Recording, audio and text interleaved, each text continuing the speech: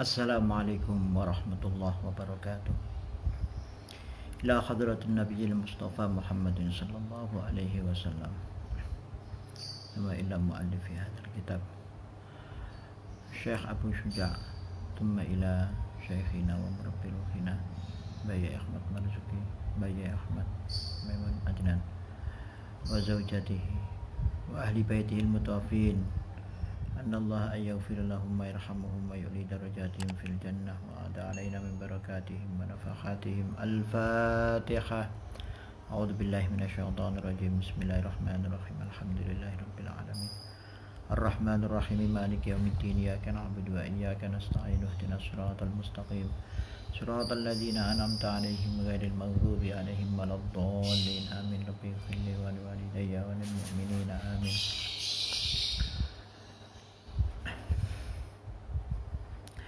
Bismillahirrahmanirrahim. Alhamdulillahi rabbil alamin. Wassalatu wassalamu ala asyrafil anbiya'i wal mursalin Sayyidina Muhammadin wa ala alihi wa ashabihi ajma'in. Amma ba'du. Qala al-musannifu rahimahullahu ta'ala wa nafa'ana bihi wa bi ulumihi fid dharaini amin.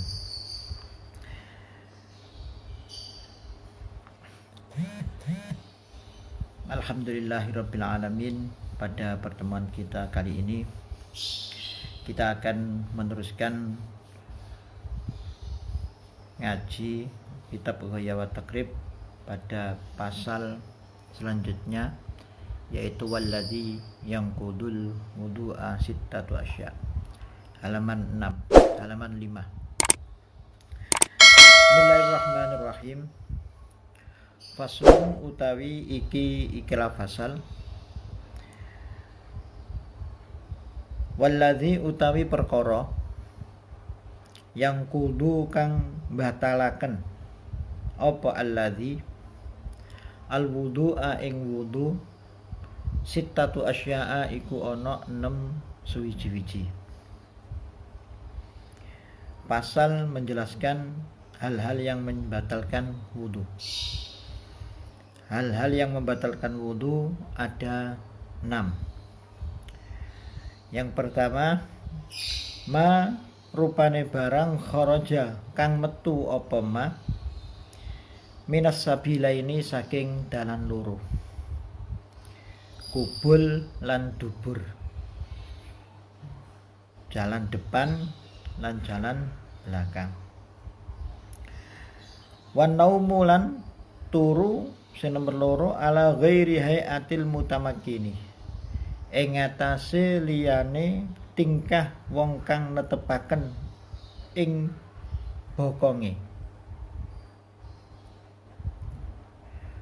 Wan naumu lan turu ala ghairi hayatil mutamakkini, ing atase liyane tingkah wong kang netepaken bokonge. Wa zawalul aqli lan ilange akal bisukrin sebab mendem au maradin utawa lara. Walam surrajuli lan oleh ndemok wong lanang al mar'ata ing wong wedok al ajnabiyata kang liya ai ghaira mahramin tegese kang ora mahram min ghairi hailin saking tanpa aling-aling. Sing nomor 5, wa massu farjil adami lan demok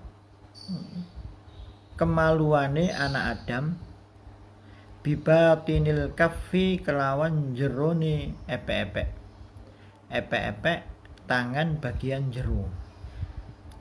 Wa massu halqati duburihi lan demok bolongane dubure wong alal jadidi ing atase kaul jadid.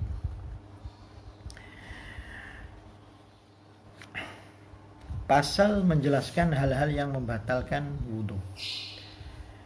Di sini disebutkan ada 6 yang membatalkan wudu. Yang pertama adalah segala sesuatu yang keluar dari dua jalan, dari kemaluan yang depan yang disebut sebagai kubul, dan juga kemaluan yang belakang yang biasa disebut sebagai dubur. Apapun yang keluar dari dua jalan itu atau salah satunya saja, maka wudhunya dianggap batal atau dihukumi batal. Baik yang keluar itu secara umum, ya, baik yang keluar itu yang normal atau tidak normal. Yang normal biasa, ya, kalau lewat jalan depan adalah kencing, ya, madhi, wadi, ya. Kemudian lewat jalan belakang yang normal adalah tai, ya. Atau tidak normal, ya, yang keluar dari jalan depan adalah darah, nanah, ya. Yang keluar dari jalan belakang abnormal, nggak normal, ya, yaitu gotri atau jagung, ya. Pokoknya segala sesuatu yang keluar dari dua jalan itu, maka itu membatalkan. Baik hanya berupa gas atau berupa benda, ya, gas contohnya ya kentut, atau berupa benda seperti tadi, ya. Baik yang keluar itu sesuatu yang najis, ya, seperti kencing, kalau berak ya seperti tai, atau sesuatu yang suci yang bisa disucikan seperti gotri, ya. Pokoknya itu semua, cacing, ya, cacing. Pokoknya itu semuanya kalau keluar dari dua jalan ini, ya, normal atau tidak normal, maka otomatis membatalkan wudhu. Ada dikecualikan satu yang tidak membatalkan wudhu, adalah keluarnya air mani, ya. Nah, keluarnya air mani ini, ya, nggak membatalkan wudhu, tetapi mewajibkan mandi besar, ya, mewajibkan mandi besar. Jadi ketika seseorang itu kemudian mengeluarkan sperma, ya, tanpa orang itu kemudian melakukan hal-hal yang membatalkan wudhu, maka wudhunya tidak batal, tetapi dia wajib mandi. Kok bisa seperti itu? Ya, bisa. Contohnya adalah yang kecil tidak tersentuh, tapi yang langsung yang besar, tapi yang kecil tetap tidak tersentuh. Seperti orang zina, ya, ada namanya zina itu zina muhsan dan zina ghairu muhsan. Zina muhsan itu hadnya atau hukumannya atau sanksinya adalah dirajam. Sementara orang yang zina ghairu muhsan, masih perawan, masih perjaka zina, maka ini dicambuk 100 kali dan nanti ditagrib, diasingkan, ya. Nah, ketika ada orang yang zina muhsan, ya, ini berbuat zina, ya, maka hukumannya adalah rojam. Sehingga yang kecil itu nggak diurus, yaitu yang cambuk 100, kemudian yang tagrib, yang diungsikan, ya, diasingkan, itu tidak berlaku untuk zina muhsan. Itu yang kecil nggak berlaku. Ya, sama dengan kasusnya di sini, ya. Ketika orang itu tidak melakukan sesuatu yang membatalkan wudhu, kemudian mengeluarkan sperma, ya, contohnya ketika tidur, ya, tidurnya tidur orang yang tidak membatalkan wudhu, tetap duduk, ya, sandaran duduk, kemudian bermimpi mengeluarkan sperma, mani, maka wudhunya tidak batal, tapi dia wajib mandi besar. Ini ma kharaja minas sabilain, ya, sesuatu yang keluar dari dua jalan, ya, ini otomatis membatalkan. Yang nomor 2, wan naumu ala ghairi hayatil mutamakkini. Yang nomor 2 adalah yang membatalkan wudhu, tidur, ya, selain orang yang sambil duduk sambil merampatkan pantatnya. Ya. Makanya ketika duduk mendengarkan khutbah, ya, ini duduknya ini harus rapat sehingga tidak ada kemungkinan ada gas yang keluar. Ya. Diusahakan pakai sajadah atau karpet. Karena apa? Karena nanti kalau pas duduknya di atas lantai yang dingin, nah ini biasanya langsung mules, ya. Tidur selain ya dengan duduk yang memantapkan pantatnya, yang merapatkan pantatnya. Selain itu berarti batal. Ya. Duduk yang tidak tidur yang tidak membatalkan adalah tidur sambil duduk sambil pantatnya dirapatkan. Selain itu tidur terlentang, okay? Tidur sambil sujud, ini berarti membatalkan. Tidur miring membatalkan, itu membatalkan wudu. Makanya ketika santri-santri biasanya subuh menanti jamaah subuh, itu ketika tidur ya sambil duduk saja. Ya, ketika sudah beralih dari duduk, sudah beralih pantatnya bergeser, maka itu lebih baik ketika bangun harusnya wudhu lagi. Karena apa? Karena dimungkinkan itu ada sesuatu yang kemungkinan besar sesuatu yang keluar. Nah, naum ini bukan nuas, ya. Naum itu berarti adamul ihsas bima haulahu. Orang tidur itu adalah orang yang tidak merasakan sama sekali apapun gerak-gerik ataupun ucapan dan lain sebagainya di sekitarnya. Ini berarti sudah tidur, ya. Berarti istirhaul asobat, ya. Orang ketika tidur itu sudah istirahat semuanya, ya, mulai pikirannya sampai otot-otot tubuhnya itu istirahat semuanya sehingga dia merasa hening, ya.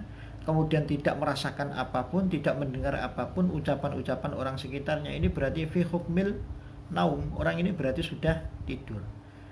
Nah, kalau ngantuk itu masih bisa mendengarkan. Kalau masih bisa mendengarkan percakapan orang di sekitarnya, itu berarti belum tidur, ya. Kalau hanya ngantuk, ya. Kalau hanya ngantuk berarti tidak membatalkan. Tapi ini tidur, ya. Tidur, ya, dengan terlentang, tidur dengan miring, tidur dengan jengking pas sujud itu, ya, itu semuanya membatalkan. Yang tidak membatalkan itu tidur sambil duduk sambil pantatnya rapat. Nah, ketika mendengarkan khutbah silo, ya, bersila, kemudian manggut seperti ini, kok sampai jedot ke depan, berarti pantatnya nanti sudah bergeser, ya, itu otomatis batal, ya. Otomatis wudunya batal, dan ini harus hati-hati. Yang berikutnya, yang nomor 3 adalah wazawalul akli bisukrin au maradin. Hilangnya akal, kesadaran sebab mendem, mabuk, atau karena saking sakitnya kemudian dia tidak merasakan apa-apa, ya. Saking sakitnya kemudian adamul ihsas, ya, sudah nggak tahu apa-apa di sekitarnya, ya. Seperti orang yang demam tinggi, ya, sampai terkadang ada yang ngame, ya, seperti itu. Kemudian orang yang mendem, maka ini otomatis ini membatalkan. Karena apa? Karena orang ini kehilangan akalnya. Begitu juga orang yang pingsan, ya, orang pingsan mughma alaih ini juga membatalkan wudunya. Ini yang nomor 3. Yang nomor 4 adalah walam surrajuli al-mar'ata al-ajnabiyata min ghairi haile.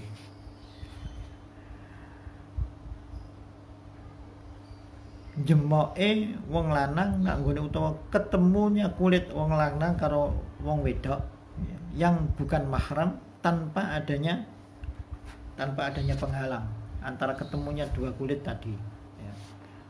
Ya. Lamsu ya. Lamsu itu berarti tersentuh ya.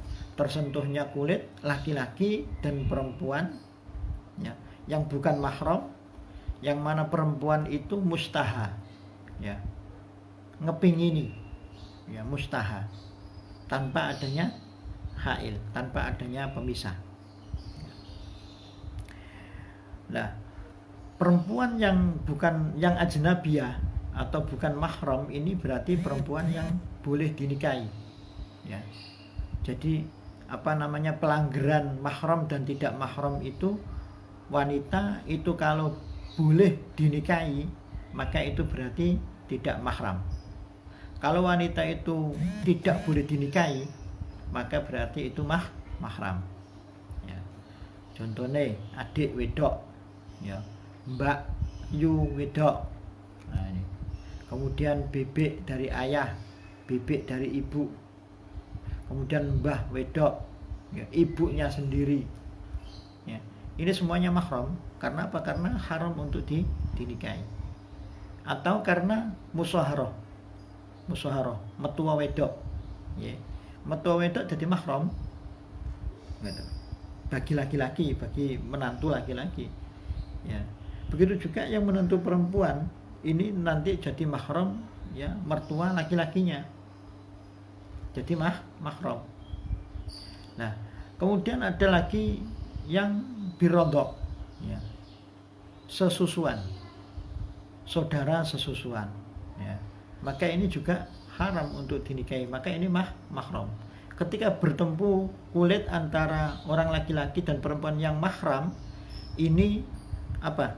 Tidak membatalkan. Karena apa? Karena ghairu mustaha. Umumnya ya, mahram itu enggak nyahwati ya. Yang menyahwati itu adalah orang lain ya. Gitu. Nah, berarti bertemunya laki-laki dengan laki-laki enggak batal. Bertemunya perempuan dengan perempuan tidak batal ya. Bersentuhan kulit ya, maksudnya bersentuhan kulit laki-laki dan laki-laki tidak batal. Bersentuhan kulit laki-laki perempuan dan perempuan tidak batal ya. Bersentuhan kulit antara laki-laki dengan anak perempuan kecil ya, anak bayi yang kecil yang ghairu mustaha ya, belum nyahwati, maka ini juga enggak membatalkan.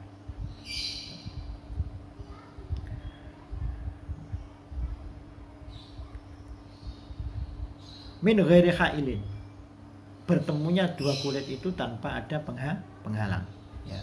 Berarti bertemu secara langsung kulit sama kulit. Kalau ada penghalang, meskipun penghalangnya sangat tipis, maka tidak batal wudunya.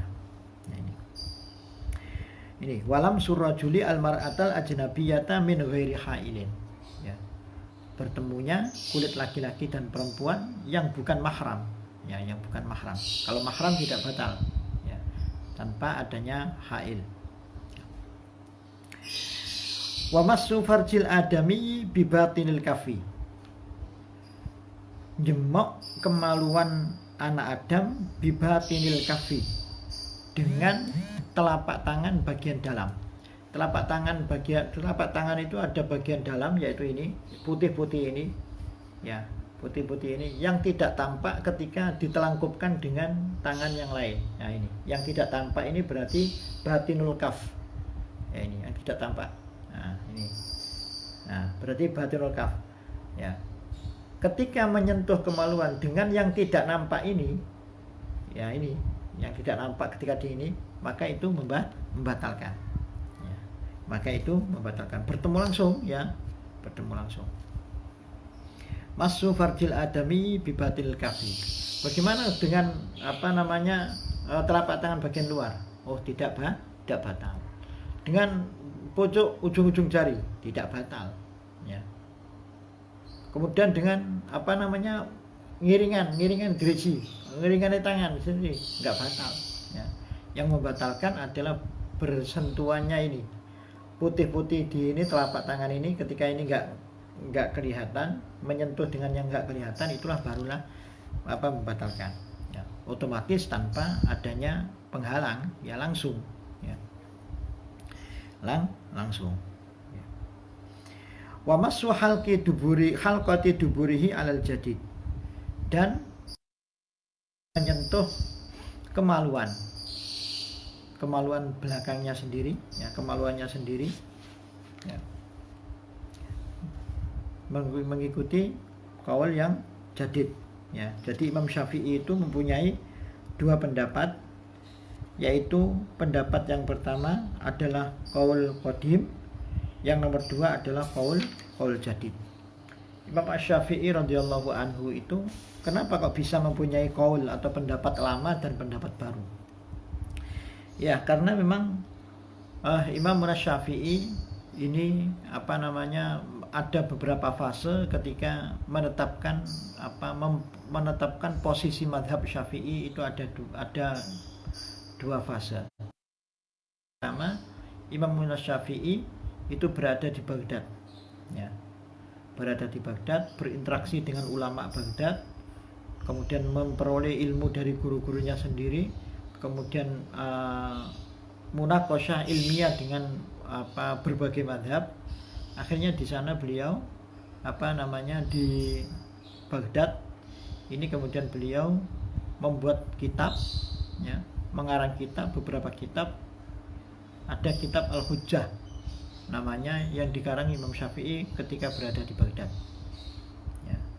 Nah, murid-muridnya yang berada di Baghdad ini ya termasuk Imam Ahmad bin Hanbal, ya. Ahmad bin Hanbali. Kemudian ada Al-Karabisi, ya, Imam Al-Karabisi. Kemudian banyak lagi yang lainnya yang meneruskan mazhab Imam Syafi'i yang berada di Baghdad ini. Kemudian setelah itu Imam Syafi'i pindah hijrah ke Mesir. Nah, di sana kemudian berinteraksi dengan ulamanya, kemudian beliau merevisi, ya, apa yang dulu pernah difatwakan atau dituliskan di Baghdad, sehingga ketika di Mesir beliau membuat ada mengarang kitab, ya, namanya kitab Al-Um, kemudian diimlakkan kepada Imam Al-Muzani, didiktekan kemudian menjadi kitab imla, ya. Kemudian mengarang kitab tafsir, kemudian ada namanya Mukhtasar Muzani, yaitu ketika Imam Al-Muzani itu ngaji kepada Imam Syafi'i, kemudian menuliskan sendiri apapun kalam yang diucapkan oleh Imam Syafi'i, ya. Nah, ini yang di Mesir itu, ya, menasakh sebenarnya pendapat-pendapat beliau ketika di Baghdad. Nah, di Baghdad ini adalah qaul qadim, qaul lama, pendapat lama, sementara ketika berada di Mesir ini qaul jadid atau pendapat baru. Termasuk ulamanya adalah Imam Muzani, ya, Imamul Muzani yang meneruskan majelis Imam Syafi'i ketika berada di Mesir dan meneruskan mengembangkan mazhab Syafi'i di Mesir, ya. Ada Rabi' bin Sulaiman Al-Muradi, ada Rabi' bin Sulaiman Al-Jizi, semuanya banyak. Kemudian Imam Syafi'i setelah itu wafat di Mesir, ya. Usianya enggak terlalu tua, ya. Sebelum 50 tahun sudah meninggal dunia radhiyallahu anhu. Mengikuti pendapat Imam Syafi'i atau qaul jadid, ya, yang berada di Mesir ini, beliau kemudian memasukkan masu halqati dubur, yang memegang atau menyentuh, ya, kemaluan bolongan dubur, ya, pas waktu mungkin cawi, ya, seperti itu. Ini berarti membatalkan wudu. Ini ada 6 hal yang membatalkan wudu. Faslun utawi iki iku fasal. Walladzi utawi perkara yujibu kang majibaken apa alladzi al-ghusla ing adus gedhe sittatu asya'a iku ana 6 pira-pira suwiji-wiji. Sekarang kita beralih membahas masalah mandi besar atau ghusl, mandi besar. Salah satun utawi kang telu tashtariku iku berserikat, artinya mengenai, fiha ing dalem salasa ar-rijalu sapa wong lanang, pira-pira wong lanang, wan nisa ulan pira-pira wong wedok. Salah satun utawi kang telu tashtariku iku ngenani fiha ing dalam salasa ar-rijalu sapa wong lanang, utawa mengalami fiha ing dalam salasa ar-rijalu sapa wong lanang, wan nisa ulan wong wedok. Wahya utawi salasa iltiqaul khitanaini iku ketemune dua alat kelamin, kelamin laki-laki dan kelamin perempuan, yang biasa kita namakan sebagai jima, ya. Yaitu masuknya kelamin laki-laki ke dalam kelamin perempuan. Wa ing zalul maniyi lan metune mani, wal mautu lan mati, wal mautu lan mati. Wa salasatun utawi kang telu tahtassu iku khusus biha kelawan salasa an-nisa'u sapa wong wedok, pira-pira wong wedok. Wahia utawi salasa al-haidu iku haid, wan nifasu lan nifas, wal wiladatu lan wiladah. Pasal menjelaskan hal-hal yang mewajibkan mandi besar. Ada 6. Yang 3 dialami laki-laki dan perempuan. Yang 3 khusus dialami perempuan, laki-laki tidak ikut di dalam 3 yang terakhir itu, ya. Jadi perempuan mempunyai 6 sebab dia mandi besar. Kalau yang laki-laki hanya memiliki 3 saja hal yang mewajibkan dia mandi besar. 3 yang dialami laki-laki dan juga dialami perempuan adalah iltiqaul khitanain, yaitu bertemunya 2 alat kelamin laki-laki dan perempuan. Dalam bahasa kita adalah proses jima, ya, atau idkhalul khasyafa fil farjil mar'ah, ya. Masuknya ya khasyafah, ya, topeng wojo, ya, milik laki-laki, ya, semuanya ke dalam farji perempuan. Ketika khasyafa itu masuk, berarti sudah iltiqaul khitanain. Sudah iltiqaul khitanain berarti sudah mewajibkan mandi besar. Hanya bertemu saja, hanya masuk saja itu sudah mewajibkan, meskipun tanpa ada inzalul mani. Ya, meskipun tanpa ada inzalul mani. Hanya masuknya itu alat laki-laki, ya, batasannya khasyafa itu, topinya itu masuk semuanya, berarti laki-laki wajib mandi besar, perempuan yang kemasukan itu juga wajib mandi besar, meskipun tanpa disertai dengan inzalul mani, ya, meskipun tanpa disertai inzalul mani. Idal taqal khitanul khitana faqad wajabal ghusl. Ketika 2 alat kelamin laki-laki dan perempuan bertemu, maka wajib, berarti tanpa inzal, ya. Ini berarti nanti wajib mandi besar. Wa inzalul mani, dan yang nomor 2 adalah keluarnya sperma, ya, baik laki-laki ataupun perempuan. Nggak tahu namanya apa yang perempuan, pokoknya keluar sperma, ya, keluar dari batas farji bagi yang perempuan, keluar dari batas farji, berarti sudah wajib mandi besar, ya. Dengan proses apapun, ya, pokoknya keluar berarti wajib mandi besar, ya. Berarti wajib mandi besar. Prosesnya tidur, kemudian bermimpi basah, ya, maka wajib mandi besar. Kemudian mikir, membayangkan, ya, maka keluar, maka nanti wajib mandi besar. Ya.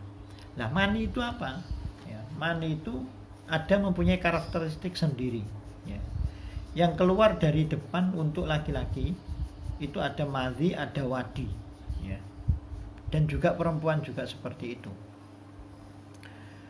Perempuan juga seperti itu. Ya. Nah, madhi dan wadi ini berbeda sifatnya atau karakteristiknya dengan mani. Kalau mani itu ada beberapa, ada setidaknya ada 3 ya, untuk mengidentifikasi apakah itu mani atau yang lainnya. Yang pertama, lahu raihatun karaihatil ajin, mempunyai bau seperti adonan roti ya. Sopo sing tahu ngadon roti yang sudah hampir kenyal itu ya, maka itulah baunya ya, rodok-rodok amis ya. Selama masih rotban, selama masih basah itu ada baunya ya.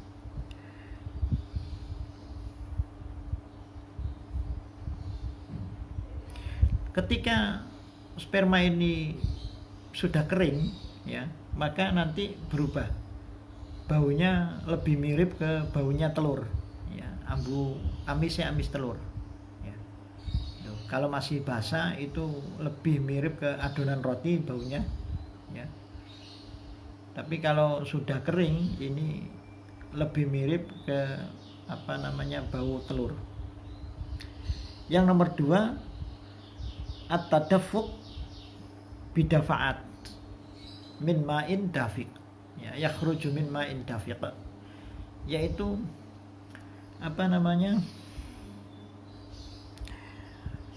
keluarnya itu enggak seperti kencing ya, tapi sedikit demi sedikit dengan kayak bahasa sekarang muncrat ya, ada muncratnya, min ma'in dafiq ya. Itu karakteristiknya beda dengan ketika kita dengan kita kencing, beda ya ini. Nah, yang terakhir itu ma'at taladzuz ya, ada fantasi ya ketika mengeluarkan ya ini. Nah, ini yang menyebabkan berbeda yang lainnya dengan yang lainnya, ada fantasi, ada istilah at-taladzuz. Nah, setelah itu keluar, proses air sperma itu keluar disertai dengan nanti barangnya kemudian tidur ya. Yang perempuan berarti syahwatnya sudah pecah. Nah, ini kalau yang laki-laki tandanya itunya mulai tidur.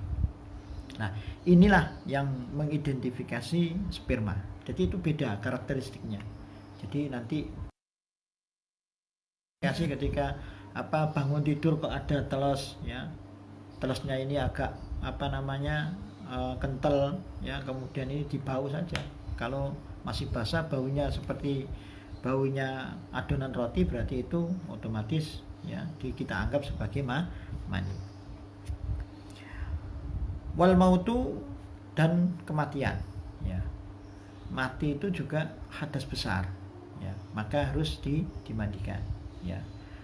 Kok bisa tahu kewajiban mandi besar untuk orang mati? Ya, suatu ketika pertama kali Rasulullah memerintahkan orang meninggal dunia untuk dimandikan itu ketika ada orang kalau nggak salah orangnya haji ya, naik unta, kemudian dia kecelakaan dengan untanya itu, akhirnya dia meninggal dunia ya. Kemudian Rasulullah SAW memerintahkan untuk memandikan orang itu sesuai dengan tata cara dan adab memandikan jenazah ya, berarti ada mandi besar. Ini 3 hal yang dialami oleh laki-laki dan perempuan ya. Yang pertama adalah jima ya, masuknya itu ke dalam itu, maka sudah wajib mandi besar. Yang nomor 2, meskipun tidak mengeluarkan sperma. Yang nomor 2 adalah keluarnya sperma dengan jalan apapun ya, baik dengan jalan jima ya, atau dengan jalan apapun, pokoknya itu keluar dengan identifikasi mani yang seperti tadi, maka wajib mandi besar, berarti itu mempunyai hadas besar. Yang nomor 3 adalah maut, kematian. Wasalah satun takhtassu bihan nisa'u wa hiyal haidu wan nifas wal wiladah. Ada 3 yang khusus yang dialami oleh perempuan, yaitu haid, ya, darah normal, ya, damun jibilatun, ya, darah kewanitaan, ya, setiap wanita pasti akan mengalaminya, ya, ini namanya haid, ya, yang mempunyai karakteristik tertentu waktu-waktu tertentu. Ketika orang itu dihukumi haid, maka nanti ketika haidnya putus, ya, suci, maka dia nanti mandi besar. Wan nifasu dan nifas, ya. Nifas beda dengan haid. Kalau nifas adalah keluarnya darah pasca proses persalinan, ya, pasca proses persalinan, ya. Adapun darah yang keluar, ya, bersamaan dengan proses keluarnya janin, itu belum dinamakan darah haid, ya. Tapi itu damul wilada, itu darah proses persalinan, itu belum haid. Nanti setelah itu kemudian mampet, ya, proses persalinan itu kemudian keluar darah, setelah itu mungkin 1 hari setelahnya atau 2 hari setelahnya baru keluar darah, maka itulah berarti darah haid. Tapi ngitung bawahnya melahirkan hari Senin, melahirkan hari Senin. Kemudian setelah melahirkan proses, ya, kemudian nggak mengeluarkan darah sampai hari Rabu. Hari Rabu baru mengeluarkan darah, maka itu adalah darah nifas. Menghitungnya tidak dari hari Rabu, tetapi menghitungnya 40 hari atau 60 hari itu dari hari Senin. Ini darah nifas. Kemudian wal wiladah, ya, mana, ya, janin yang keluar, ya. Janin keluar, ini namanya proses manak, ya, ya ini. Loh, kenapa anak itu kok menyebabkan mandi besar? Ya, ini setidaknya ada 2 alasan. Yang pertama, biasanya ketika anak itu keluar, ya, dari rahim disertai dengan balal, dengan darah, maka darah itu kemudian menyebabkan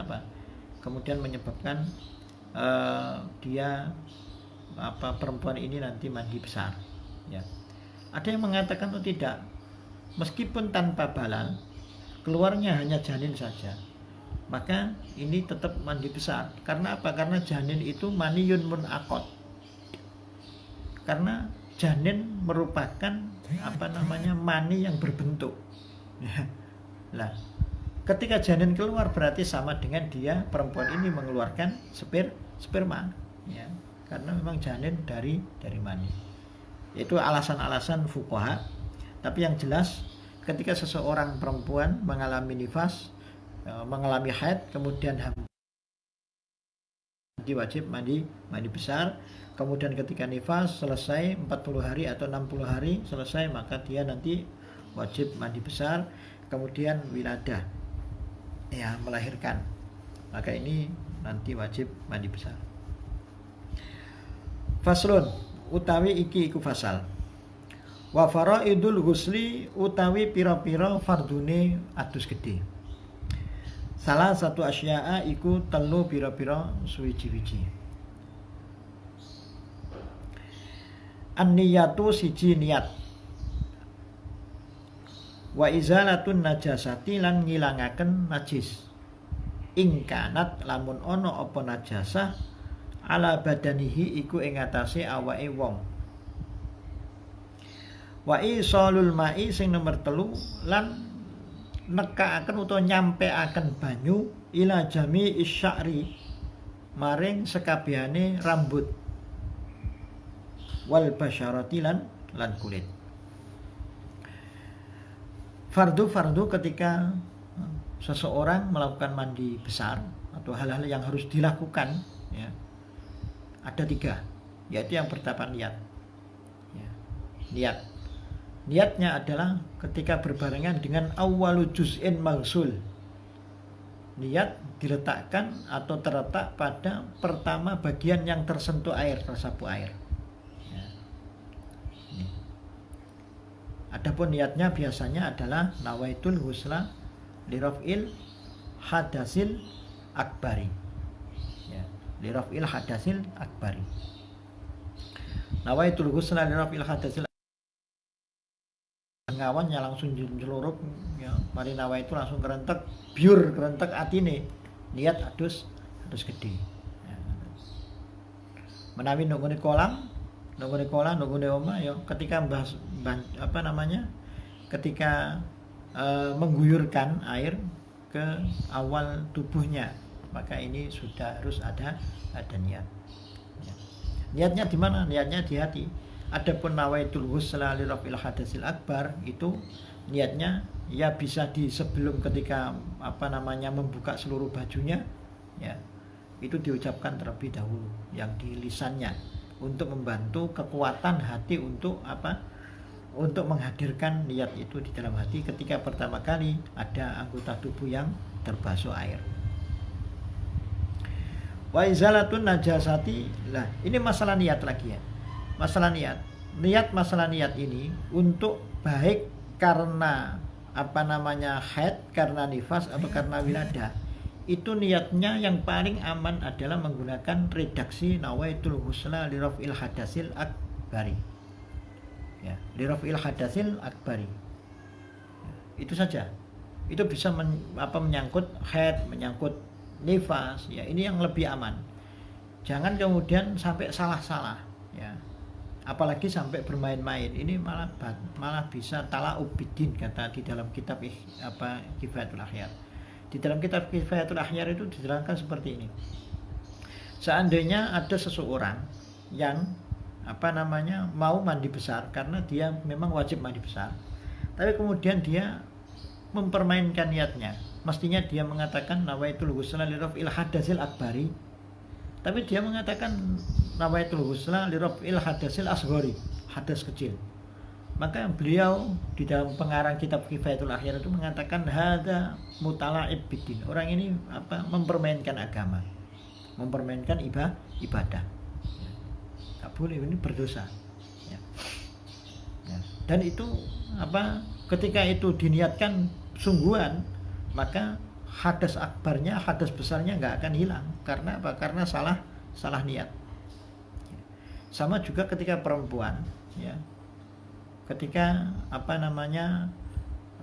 dia mau mandi karena selesai haid, tapi kemudian dia salah ya, dia kok salah mengatakan nawaitul ghusla li raf'i hadasin nifasi, maka itu hadas haidnya nggak hilang ya, ini akan bermasalah. Maka yang lebih aman adalah langsung saja dengan satu redaksi nawaitul ghusla li raf'il hadasil akbari.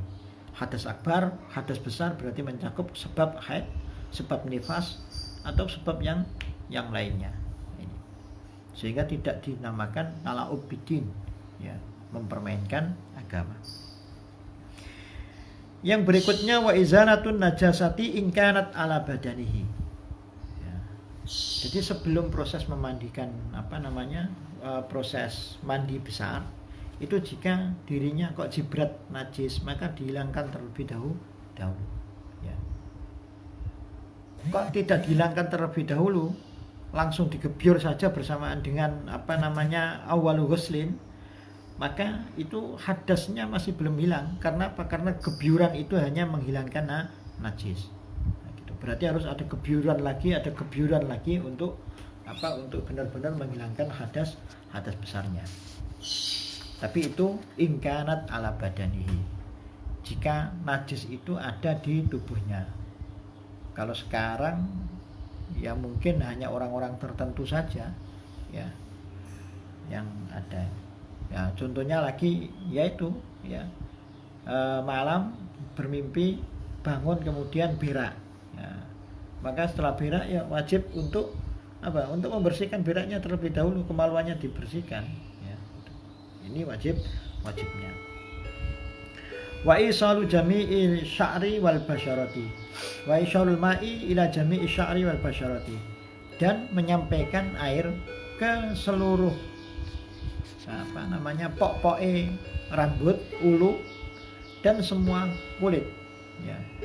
Jadi ulu rambut-rambut yang berada di tubuh ya itu harus sampai ke pori-porinya, ke bawahnya ya.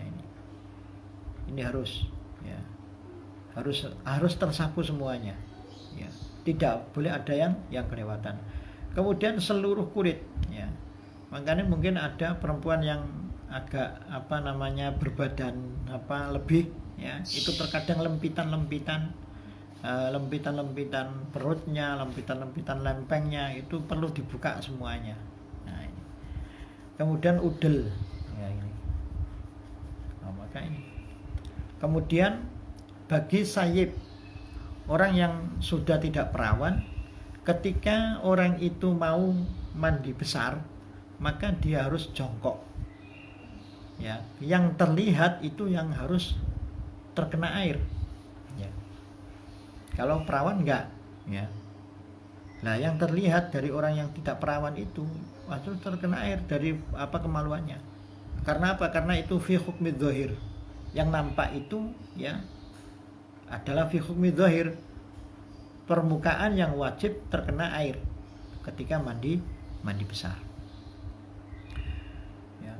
Kemudian apakah ada madmadah, istinsyak, kemu? Nah, ini hanya bagian-bagian penyempurna, ya nggak harus, ya nggak harus. Tapi yang paling penting adalah yang nampak ketika ketika duduk bagi perempuan yang tidak perawan, kemudian bagi perempuan yang yang laki-laki atau perempuan yang berbadan lebih sehingga ada lempitan-lempitan, ini semuanya harus dibuka, lempitan-lempitannya harus tersapu oleh air. Ini. Nah, ketika semuanya sudah selesai, maka berarti semuanya sudah tersapu, maka berarti semuanya ini sudah mendapatkan proses yang sempurna, maka akan hilanglah hadas besar ya. Kemudian dia akan menjadi suci lagi. Wa sunanuhu utawi pira-pira sunate ghusl khamsatu asya'a iku ana 5 suwiji-wiji. Sunat-sunatnya mandi besar itu ada 5. Yang pertama adalah at-tasmiyah, membaca basmalah. Wal wudu ulan wudu qablahu ing dalam sadurunge ghusl, wudu sebelum mandi besar. Wa imrarul yadi lan ngosokaken tangan alal jasadi ing atase awak. Alal jasadi ing atase awak. Wal muwalatu lan muwalah. Wal muwalatu lan muwalah. Wa taqdimul yumna lan dhisikaken anggota awak kang tengen alal yusra ing atase anggota kang kiwa.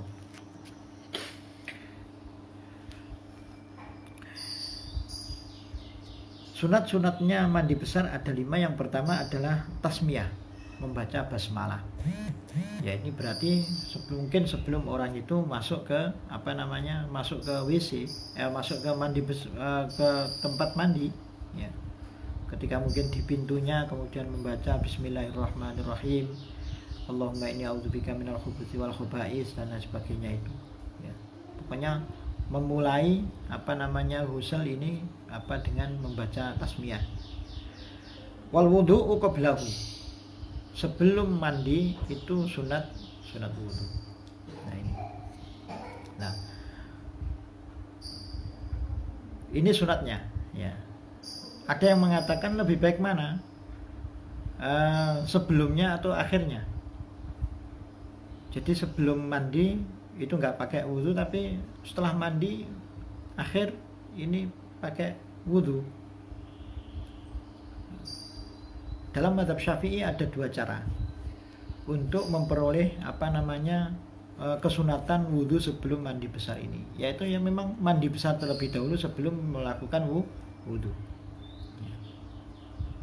Jadi menghilangkan hadas kecil terlebih dahulu sebelum mandi besar. Ya. Ada yang mengatakan ya wudhu, pertama tadi mengatakan wudhu dengan sempurna sebelum apa? Sebelum mandi. Itu sunatnya. Tapi ada yang mengatakan enggak. Yang paling utama itu adalah ketika wudhu sebelum mandi besar, itu wudhu tapi menyisahkan yang lainnya. Ojo basuh sikil dhisik, ditinggal bagian sikilnya, bagian kakinya. Ya. Nanti ketika membasuh kaki, ya, nanti ketika di penghujung mandi besar barulah nanti membasuh kaki ketika wudhu. Nah inilah hanya tata cara saja yang terbaik. Wa imrarul yadi alal jasadi, ya, mengosokkan tangan ke seluruh tubuh, ya. Jadi semuanya harus terjangkau, ya. Ya, enaknya sekarang mungkin ada ada untuk memperkuat imrarul yad atau ini proses ini mungkin ada sekarang sepat, ya, gawe membersihkan itu yang jaring-jaring itu, ada sabun, ya, ada sampo, ya. Semuanya ini membantu, ya. Sehingga ketika sabunan pasti ngosok, ya. Ketika sampoan mesti ngosoki kepala, ya. Berarti orang yang sabunan, ya, meratakan sabun ke seluruh tubuhnya, ini berarti sudah ngosoki awak semuanya. Ini.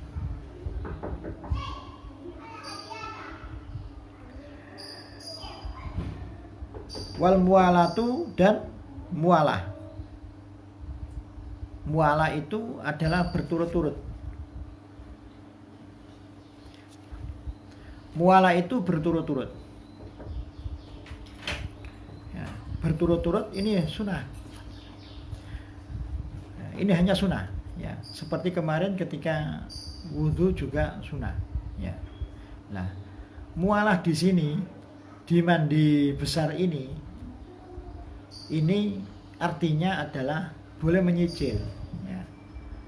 Ya, malam-malam, ya, karena nggak tahan dingin, ya, kepalanya saja sama rambutnya, ya, yang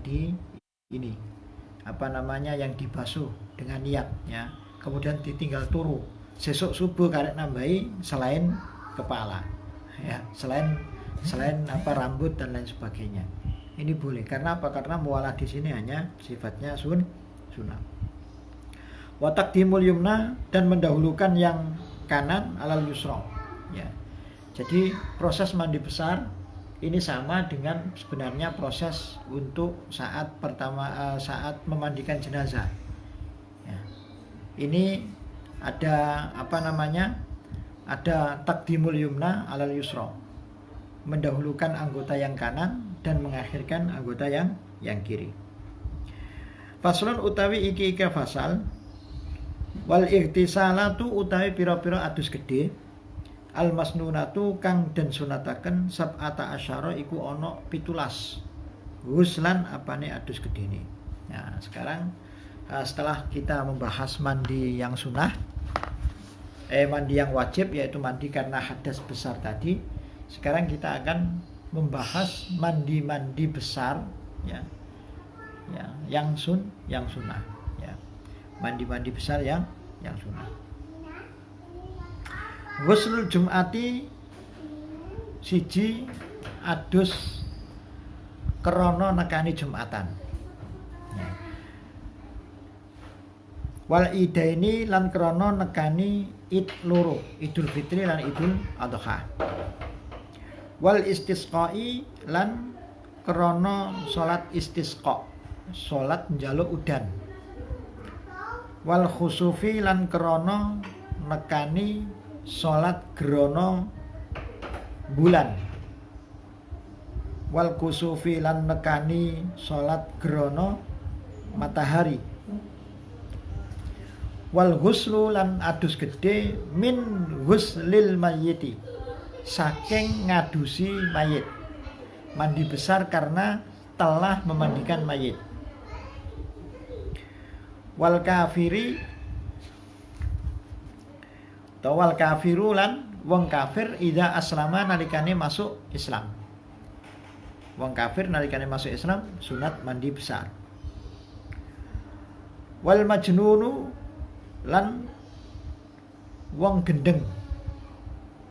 Wal mughma alaih lan wong kang pingsan, wong kang semaput alaihi ing atase al idza afaqa nalikane sadar sapa al majnun wal mughma alaih. Wal ghuslu lan adus gede indal ikhrami ing dalam nalikane ihram haji utawa ihram umrah. Wa dukhuli Makkah lan melebu kota Mekah. Wal wuqufi lan wukuf bi Arafata ing dalem Arafah. Walil mabiti lan adus krana mabit bi Muzdalifata ana ing tanah Muzdalifah. Wali ramyil jimari lan krana balang pira-pira jumrah as-salasi kang telu. Jumrah Aqabah, jumrah wusta, jumrah ulah. Walid tawafilan krana are tawaf. Ya, tawaf secara umum, ya, tawaf ifadhah, tawaf wada ataupun ya tawaf kudum. Tapi ini nanti ada beberapa penjelasan. Walid sa'yi lan krana arahe sa'i. Berlari-lari kecil antara Safa dan Marwah. Walid dukhuli Madinati Rasulillah sallallahu alaihi wasallam. Lan krana manjing utawa mlebu Madinah, kota Madinah Kanjeng Nabi sallallahu alaihi wasallam. Ini beberapa atau 17 ya. 17 mandi besar yang sifatnya sunnah. Yang pertama adalah mandi Jumat. Ya. Dalam mazhab Syafi'i, kesunatan mandi Jumat itu hanya bagi orang yang akan mendatangi sholat Jumatan. Itu sunat. Ya.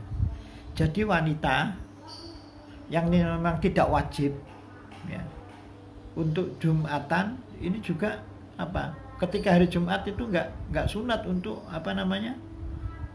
untuk mandi besar, mandi yang sunat ini ya. Kemudian orang yang uzur ya, yang sakit, yang tidak hadir, bisa hadir untuk Jumatan ya nggak sunat untuk mandi, nggak punya kesunatan. Yang punya kesunatan untuk mandi Jumat adalah yang nanti yang hadir, yang akan hadir. Apa tujuannya? Li izaratil raihah al-karihah. Karena akan berkumpul dengan orang banyak, maka dia disunatkan untuk bebersih terlebih dahulu. Ya. Kapan waktunya masuknya kesunatan mandi hari Jumatan ini? Yaitu ba'da tulu'il fajri, setelah subuh. Ya, setelah subuh mandi besar untuk mandi untuk mendatangi Jumatan itu bisa dimulai dari setelah subuh. Ya. Sampai kapan? Ya sampai ketika orang itu akan berangkat menuju masjid untuk Jumatan. Tapi lebih mendekati proses Jumatan, mandi mendekati proses Jumatan itu lebih baik ya. Karena apa? Karena nanti dia akan benar-benar fresh, baunya juga sudah bau wangi daripada yang mandi sejak pagi itu ya. Tapi mandi sejak pagi itu ini mungkin bagi pekerja-pekerja kantoran yang enggak memungkinkan lagi ketika nanti menghadiri Jumatan ini kemudian akan mandi ya. Maka ya orang itu mandinya ya ketika subuh itu tadi, sebelum berangkat ke kerja. Atau pokoknya mandi sebelum berangkat kerja hari Jumat itu langsung diniati adalah niat mandi untuk menghadiri sholat Jumat. Kemudian sholat Id, ya Idul Fitri dan Idul Adha. Ini untuk semuanya. Ya. Ini untuk semuanya. Laki-laki, perempuan, ya. Karena apa? Karena semuanya disunatkan untuk menghadiri. Ya. Bagi ini mengenai semuanya. Waktunya kapan? Waktu kesunatannya adalah sejak pertengahan malam. Waktu kesunatannya diperoleh sejak pertengahan malam. Ketika tengah malam jam 1 atau jam 2 kemudian dia mandi besar untuk menghadiri Id, maka dia mendapatkan kesunatan mandi besar. Wal istisqa, dan sholat minta hujan, wal khusuf, ya. Intinya semua ini yang sholat jamaah istisqa, khusuf, kusuf, ya, ini adalah karena apa? Karena akan bertemu dengan banyak orang, ya, karena akan ada pertemuan sosial di sana, berkerumun, ya. Makanya dia disunatkan untuk bersih, untuk membersihkan dirinya sendiri, karena nanti biar tidak mengganggu. Kemudian wal ghuslu min ghuslil mayyit, ya. Bagi orang-orang yang biasa tukang memandikan jenazah, baik yang memandikannya mudinya atau yang membantunya, ini semuanya disunatkan, ya. Biasanya mudin satu, ya, bagian memandu, kemudian ada yang mangku 3, atau sekarang kalau tidak dipangku berarti pembantunya hanya 2, maka mereka semua yang terlibat memandikan ini nanti nanti sunat mandi besar. Kenapa kok disunatkan? Memang ada taklilnya, ada alasannya, karena memang dia jibrat dengan dengan orang yang sudah meninggal, ya. Jangan-jangan nanti di tubuhnya, ya, ada banyak sekali najis, ya. Wal kafir idza aslama, ya, para mu'alaf, ya, orang-orang yang muslim baru, ya, yang sebelumnya non muslim kemudian masuk Islam, maka ini harus sunat untuk mandi, ya, mandi besar. Ini sunat saja, hanya sunat, ya, mandi besar. Gak mandi juga gak apa-apa, gak seperti di agama lain yang harus ada baptis, ya, kemudian ada nama aliasnya, ya, dikasih nama hijrahnya. Tapi kalau di Islam nggak pakai, ya, di Islam nggak pakai. Wal kafir idza aslama, wal majnuni wal mughma alai idza afaqa. Kemudian orang gila dan orang yang pingsan saat sadar, ya. Saat sadar maka dia disunatkan, atau bahkan dia nanti kalau memang benar-benar dia ada ada sesuatu mani, karena biasanya orang yang pingsan itu pasti kata Imam Syafi'i itu ada kepastian mengeluarkan sperma, ya. Maka orang ini wajib kalau memang ada. Kalau memang nggak ada, ya berarti ketika sadar berarti sunnah. Wal ghuslu indal ihram, mandi besar ketika ihram, baik ihram haji maupun ihram umrah, dan untuk masuk kota Mekah. Kemudian juga ketika nanti mau melakukan wukuf di Arafah, ya, wukuf di Arafah. Kemudian untuk mabit berminat di Muzdalifah. Setelah dari wukuf kemudian mabit di Muzdalifah untuk persiapan lempar jumrah. Waliramlil jimar. Kemudian untuk proses melemparnya juga ini nanti disunatkan juga untuk mandi besar. Walid tawaf, dan untuk tawaf, ya, tawaf ifadah, ya. Tapi ini terjadi perbedaan pendapat, ya. Karena apa? Karena tawaf ini sifatnya muwassa', ya, dan tidak berdesak-desakan dengan orang lain. Kalau memang dilakukan mencari ini, maka ini kesunatannya menjadi ada yang mengatakan tidak sunah, ya. Kemudian walis sa'i, dan untuk sa'i berlari-lari kecil antara Bukit Sofa dan Marwah, dan ketika hendak masuk Madinah, kota Madinah Rasulullah Shallallahu Alaihi Wasallam. Semoga kita bisa berziarah ke beliau Rasulullah Shallallahu Alaihi Wasallam yang sebelumnya diawali dengan haji atau umrah, kemudian kita bisa sowan kepada Rasulullah Shallallahu Alaihi Wasallam. Faslun wal mashu alal khufaini wallahu alam bisawab. Semoga pertemuan ini, ngaji ini menjadi ilmu yang manfaat. Assalamualaikum warahmatullahi wabarakatuh. Oke, terima kasih telah menonton videonya. Jangan lupa like, share, dan subscribe channel kami agar dapat memantau video-video selanjutnya di channel YouTube kami.